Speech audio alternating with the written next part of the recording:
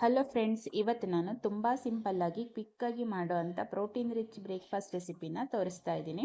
5 ನಿಮಿಷದಲ್ಲಿ ready ಆಗೋವಂಥ tasty recipe ಇದು. Busy ಟೈಮಲ್ಲಿ ಕ್ವಿಕ್ಕಾಗಿ ಮಾಡ್ಕೊಳ್ಬೋದು. ಹಾಗಾದರೆ ಬನ್ನಿ, ಲೇಟ್ ಮಾಡದೆ ರೆಸಿಪಿ ಸ್ಟಾರ್ಟ್ ಮಾಡೋಣ. ನಾನಿಲ್ಲಿ ಮೊದಲಿಗೆ ದಪ್ಪ ಅವಲಕ್ಕಿನ ತೊಗೊಂಡಿದ್ದೀನಿ. ತೆಳುವಾಗಿರೋ ಅವಲಕ್ಕಿನ ತೊಗೊಂಡ್ರೆ ಅದು ಚೆನ್ನಾಗಿರಲ್ಲ. ದಪ್ಪ ಅವಲಕ್ಕಿ ಆದರೆ ಚಿತ್ರಾನ್ನ ಥರ ಅದು ಉದುರಾಗಿ ಬರುತ್ತೆ ನಾವು ನೆನೆಸಿಟ್ಟಾಗ. ಸೊ ಈ ಥರ ದಪ್ಪ ಅವಲಕ್ಕಿನ ತಗೊಳ್ಳಿ. ಇದನ್ನು ಚೆನ್ನಾಗಿ ವಾಶ್ ಮಾಡಿ ಒಂದೆರಡು ಸಲ ಒಂದು ಪಾತ್ರೆಯಲ್ಲಿ ಹಾಕಿ ಅದಕ್ಕೆ ಮೇಲೆ ಒಂದೆರಡು ಸ್ಪೂನಷ್ಟು ನೀರನ್ನು ಚಿಮ್ಮಿಸ್ಬಿಟ್ಟು ಅದನ್ನು ನೆನೆಯೋದಕ್ಕೆ ಬಿಡೋಣ ಒಂದು 5 ನಿಮಿಷ. ಅಷ್ಟರಲ್ಲಿ ನಾವು ಖಾರಕ್ಕೆ ಮಸಾಲನ ರೆಡಿ ಮಾಡ್ಕೊಳ್ಳೋಣ.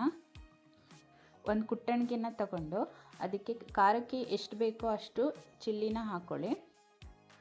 ಎಷ್ಟು ನಿಮಗೆ ಖಾರ ಬೇಕಾಗುತ್ತೋ ಅಷ್ಟು ಗ್ರೀನ್ ಚಿಲ್ಲಿನ ಹಾಕ್ಕೊಂಡು ಅದಕ್ಕೆ ಸ್ವಲ್ಪ ಬೆಳ್ಳುಳ್ಳಿನ ಹಾಕ್ಕೋಬೇಕು. ಒಂದು 5ರಿಂದ 6 ಬೆಳ್ಳುಳ್ಳಿನ ಹಾಕ್ಕೊಂಡು ಅದಕ್ಕೆ ಸ್ವಲ್ಪ ಶುಂಠಿನೂ ಸೇರಿಸ್ಕೋಬೇಕು. ಈ ಮೂರನ್ನು ಚೆನ್ನಾಗಿ ನುಣ್ಣಗೆ ಪೇಸ್ಟ್ ಮಾಡ್ಕೋಬೇಕು. ಚೆನ್ನಾಗಿ ಕುಟ್ಟಿ ಇದನ್ನು ಪೇಸ್ಟ್ ಮಾಡ್ಕೊಳ್ಳಿ.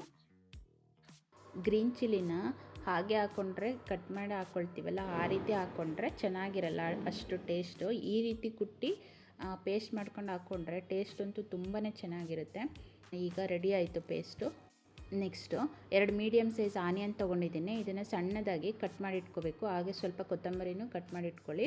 ಈಗ ನೆಕ್ಸ್ಟ್ ಒಂದು ಫ್ರೈ ಪ್ಯಾನಲ್ಲಿ 2 ಟೀ ಸ್ಪೂನಷ್ಟು ಆಯಿಲನ್ನು ಸೇರಿಸಿ, ಆಯಿಲ್ ಬಿಸಿ ಆದಮೇಲೆ ಅದಕ್ಕೆ ನಾವು ಕಟ್ ಮಾಡ್ಕೊಂಡಿರೋವಂಥ ಈರುಳ್ಳಿನ ಹಾಕ್ಕೊಂಡು ಚೆನ್ನಾಗಿ ಫ್ರೈ ಮಾಡ್ಕೋಬೇಕು. ಇದಕ್ಕೆ ಸಾಸಿವೆ ಜೀರಿಗೆ ಏನೂ ಹಾಕಲ್ಲ, ಕರಿಬೇವು ಸಮೇತ ಏನೂ ಹಾಕಲ್ಲ, ಹಾಗೆ ಮಾಡ್ಕೋಬೇಕು. ಇದಕ್ಕೀಗ ಚಿಲ್ಲಿ ಪೇಸ್ಟನ್ನು ಸೇರಿಸ್ಕೊಳ್ತಾ ಇದ್ದೀನಿ.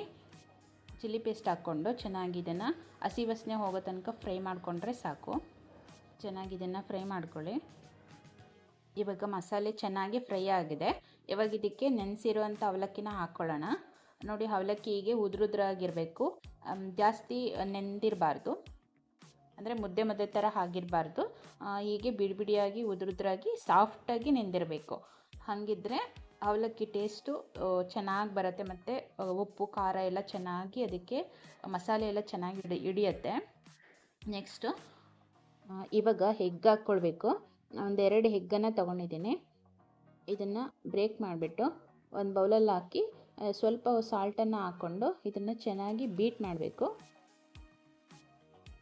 ಚೆನ್ನಾಗಿ ಬೀಟ್ ಮಾಡಿ ಇವಾಗ ಒಂದು ಫ್ರೈ ಪ್ಯಾನನ್ನು ಇಟ್ಕೊಂಡು ಅದಕ್ಕೆ ಒಂದು ಅರ್ಧ ಟೀ ಸ್ಪೂನಷ್ಟು ಆಯಿಲ್ ಹಾಕಿ ನಾವು ಬೀಟ್ ಮಾಡ್ಕೊಂಡಿರೋ ಎಗ್ಗನ್ನು ಹಾಕ್ಕೋಬೇಕು. ಇವಾಗ ಇದಕ್ಕೆ ಅರ್ಧ ಟೀ ಸ್ಪೂನಷ್ಟು ಪೆಪ್ಪರ್ ಪೌಡರ್ನ ಹಾಕ್ಕೊಳ್ತಾ ಇದ್ದೀನಿ. ಹಾಗೆಯೇ 1 ಸ್ಪೂನು ಗರಂ ಮಸಾಲನ ಸೇರಿಸ್ಕೊಳ್ತಿದ್ದೀನಿ. ಇವಾಗ ಇದನ್ನು ನಿಧಾನವಾಗಿ ಮಿಕ್ಸ್ ಮಾಡ್ಕೊಳ್ಳೋಣ. ಈ ರೀತಿ ದಪ್ಪ ಪೀಸಸ್ ಸಿಗೋ ಥರ ಇದನ್ನು ಸ್ಕ್ರಂಬಲ್ ಮಾಡ್ಕೋಬೇಕು. ನೆಕ್ಸ್ಟು ಇದು ರೆಡಿ ಆಯಿತು. ಎಗ್ಗನ್ನು ಹಾಕ್ಕೊಳ್ಳೋಣ. ಅವಲಕ್ಕಿಗೆ ಸೇರಿಸ್ಕೊಂಡು ಇದನ್ನು ಚೆನ್ನಾಗಿ ಮಿಕ್ಸ್ ಮಾಡ್ಕೊಳ್ಳೋಣ. ಮೀಡಿಯಮ್ ಫ್ಲೇಮಲ್ಲಿ ಇಟ್ಕೊಂಡು ಇದನ್ನು ಮಿಕ್ಸ್ ಮಾಡ್ಕೋಬೇಕು. ಸ್ವಲ್ಪ ಸಾಲ್ಟು, ರುಚಿಗೆ ಎಷ್ಟು ಬೇಕಷ್ಟು ಸಾಲ್ಟನ್ನು ಹಾಕ್ಕೊಂಡು, ನಾವು ಎಗ್ಗಿಗೂ ಕೂಡ ಹಾಕಿದ್ವಿ, ನೋಡಿಕೊಂಡು ಹಾಕ್ಕೊಳ್ಳಿ. ನೆಕ್ಸ್ಟು ಸ್ವಲ್ಪ ಕೊತ್ತಂಬರಿ ಸೊಪ್ಪನ್ನು ಹಾಕ್ಕೊಂಡ್ರೆ ಆಯಿತು.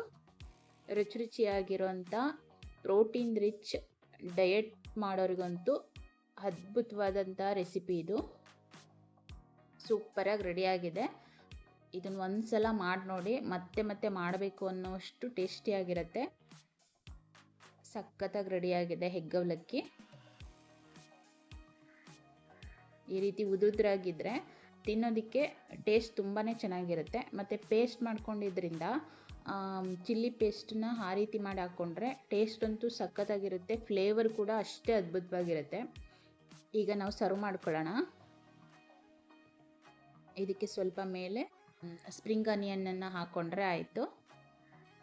ಸ್ವಲ್ಪ ಕೊತ್ತಂಬರಿ, ಸ್ವಲ್ಪ ಸ್ಪ್ರಿಂಗ್ ಆನಿಯನ್ ಸೇರಿಸ್ಕೊಂಡ್ರೆ ಸಖತ್ತಾಗಿರೋ ಎಗ್ ಅವಲಕ್ಕಿ ರೆಡಿ ಆಯಿತು. ಇದನ್ನು ಕ್ವಿಕ್ಕಾಗಿ ಮಾಡ್ಕೋಬೋದು. ಬ್ಯಾಚುಲರ್ಸ್ಗಂತೂ ಮಾಡಿಸಿದ ರೆಸಿಪಿ. ಕಡಿಮೆ ಟೈಮಲ್ಲಿ ಕ್ವಿಕ್ಕಾಗಿ ಮಾಡೋವಂಥ ರೆಸಿಪಿ.